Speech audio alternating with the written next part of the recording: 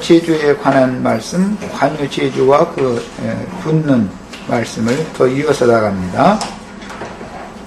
성경에서 5라는 숫자는 1의 4를 더해서 구성했는데 1은 유일하신 하나님이고 4는 하나님의 모든 창조물들을 상징합니다. 그러니까 1에다가 4를 더한다 라는 뜻은 신이 사람에게 더해지는 것을 기본으로 하는 거다.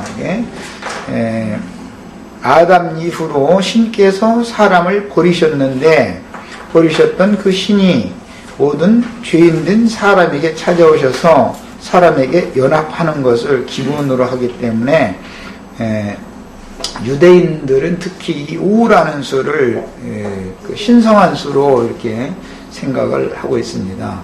사람의 손과 발을 예를 들어서 보더라도 엄지와 나머지 가락들로 구성되어져 있는 창조를 통해서 알 수 있듯이 기름을 붓거나 그 다음에 피를 발라주거나 제사장에게 해서 거룩하게 선별시킬 때는 구약 율법에서는 오른편 깃뿌리 또는 오른손 엄지가락 그 다음에 오른발 엄지가락에 피나 관유를 발라줬었습니다. 이런 것은 구약시대의 이제 예이고 그것을 실제적으로 이루는 것은 하나님께서 한 분 하나님께서 사람으로 찾아오셔서 구속을 이루신 다음에 성령을 온 땅 모든 민족 모든 사람들에게로 성령의 파송을 받은 사자들을 통해서 하나님의 신을 사람에게 이렇게 부어서 연합시키는 것을 예시하는 것입니다. 그러니까 이것이 바로 관유를 만드는 과정과 관유가 부어지는 것에 대한 비유입니다.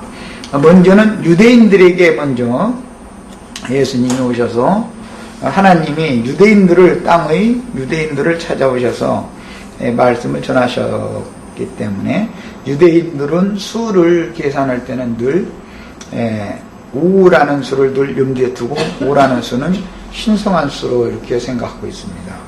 그래서 5,000명을 먹였다, 4,000명을 먹였다 이럴 때 5,000명이라는 수로 관련이 있는 수다라는 걸 알 수 있습니다. 그 다음에 1의 모든 피조물을 상징하는 4를 더하여 만들어진 5라는 기본수에 이제 십진법으로 해서 50, 500, 5천, 5만만 이제 이런 용어들을 만들어냅니다.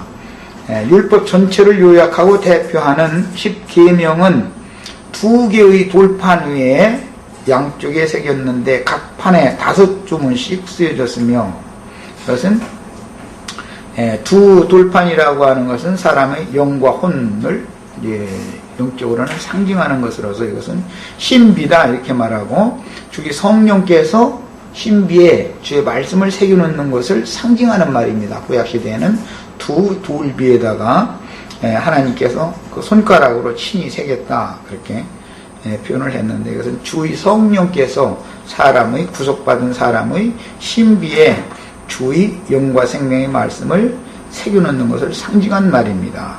그 다음에 마태복음 25장에 10처녀의 비유가 나올 때도 5명씩 2조로 구성이 되었는데 오른편의 5 여자들과 왼편의 5 여자들로 이렇게 상징하는 것은 육신에서 완전히 영으로 완전하게 분별되어져 나오지 못한 사람들을 또 이렇게 분별되어진 사람들을 상징적으로 표현을 하는 것입니다. 이것은 오른편, 왼편, 오른손, 왼손, 오른발, 왼발이 있는 것과 같은 위치인 것이죠. 상징입니다. 그 다음에 이처럼 하나님과 사람이 영적으로 주의 영과 연합되어 한 영이 되고 주님의 마음이 또 부어져서 마음과 마음이 서로 하나가 되는 이런 경우를 신인 합일 일체라고 해서 기성교육에서는 이것을 삼위일체 이런 식으로 표현했는데 성경에서는 하나님과 사람이 한 영이 되어지고 한 마음이 되어지는 상태를 계시하고자 합니다. 그러려면 유일하신 참 하나님이신 그 태초부터 계신 말씀이 어떻게 사람을 구속하시고 사람에게 부어져서 신이 사람의 심령과 마음에 임재 내주해서 영원히 함께 사시는가. 그래야 영생하니까. 영생하시는 하나님은 영원하신 말씀인데 그 말씀이 인격화되어져서 사람의 심령과 마음에 들어와서 여기에서 내주할 때 그 영혼은 영생하는 것이다. 그걸 말하고자 하는 겁니다. 자, 신과 피조물이 연합된 수인 기본수 5의 10이나 100, 1000 등으로 구성되는 수를 신인 합일, 주와 합하는 자는 한 영이니라, 또는 그리스도 예수의 마음을 본받으라 이렇게 말했는데 그건 연합해라는 뜻입니다. 사실은 예수님의 마음이 나의 마음과 같이 되어져야 된다. 나의 마음이 예수님의 마음과 같이 되어져야 된다. 그런 뜻입니다. 이것은 인격적인 완전한 연합을 이루는 것이기 때문에 먼저는 영이 거듭날 때 합하여 한 영이 되는 것이고 그 다음에 구원을 이룰 때는 혼이 온전함을 이루는 것이기 때문에 예수님의 마음과 같이 사람의 마음이 온전케 될 때 하늘에 계신 하나님의 온전하신 것 같이 사람이 온전케 되어져서 하나님의 형상과 모양으로 재창조되는 과정을 지시하고자 합니다. 그러니까 궁극적으로는 사람이 영만 거듭나는 것이 목적이 아니고 사람의 마음이 하나님의 마음과 같이 되어져야 된다라는 것이 성경에 이제 계십니다.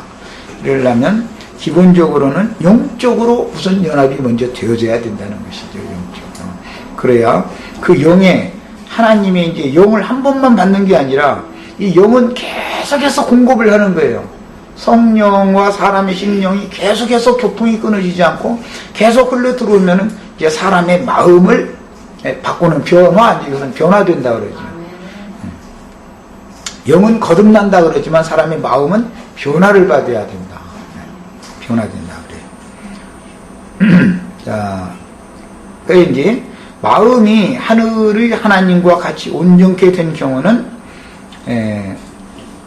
땅을 기업으로 받게 되는 것인데 이것은 온유하신 온유하신 하나님과 같이 되는 것을 말한 것으로서 마음이 온유한 자는 땅을 기업으로 받는다. 적과 꿀이 흐르는 가나안 땅을 나의 기업으로 취하는 것이 구원이니까 이게 영만 거듭나는 것이 기업을 상속받는 게 아니라 마음이 온유한 사람이 되는 것까지 가야 된다는 것이죠.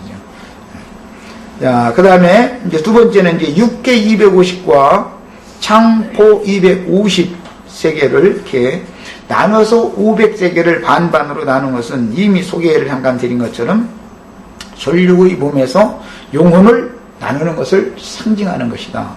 예수님은 말씀이 육신이 돼서 오셨기 때문에 말씀이 육신이 돼서 오신 예수의 육신과 예수님의 영혼을 분리시켜야 된다. 이거예요. 왜? 육신을 입고 예수라는 사람 속에 계신 하나님의 그 신성의 충만이 있을지라도 하나님의 신성의 충만이 모든 믿는 이들에게 부어지기 위해서는 예수라는 사람의 육신 안에만 머물러 있어가지고서는 온 땅에 있는 온 땅 천지 사방에 있는 모든 사람들과 연합되어져서 온전한 구원을 이룰 수가 없다.